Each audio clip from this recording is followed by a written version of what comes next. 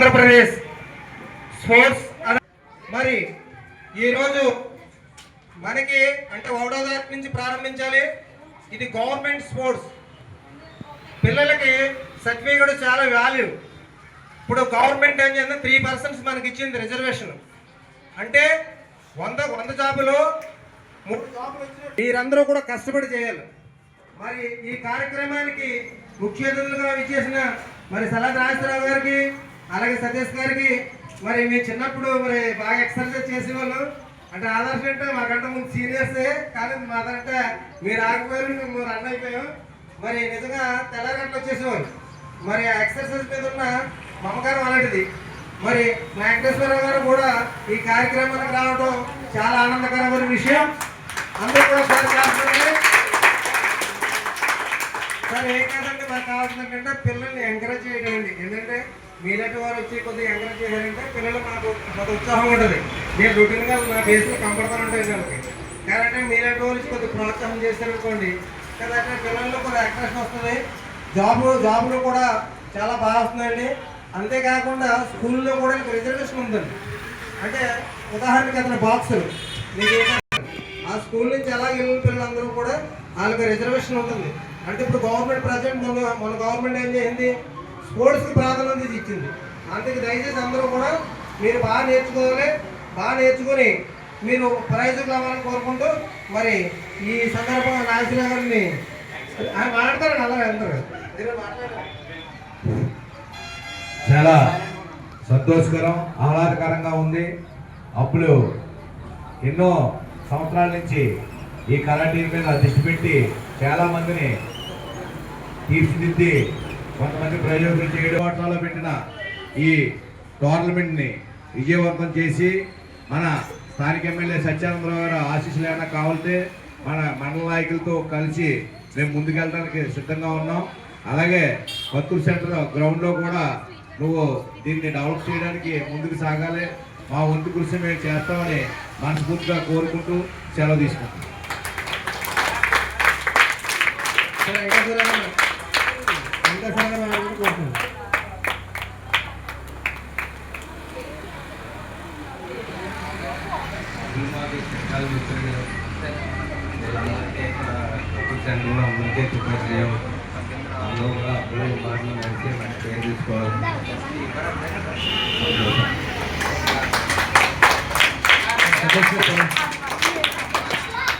అప్పుడు నాకు ఎప్పుడు తెలుసు ఈ మన ప్రాంతంలో కరాటే అంటే అప్పుడైతే కరాటే అప్పుడైతే పేరు తెచ్చుకున్నాడు.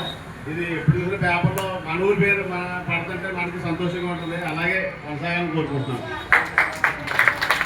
Thank you sir. మరి ఈ కార్యక్రమాన్ని ఇంత విజయవంతం చేసినందుకు మీ అందరికీ కూడా మనస్ఫూర్తి తెలుసుకుంటూ చిన్న కథ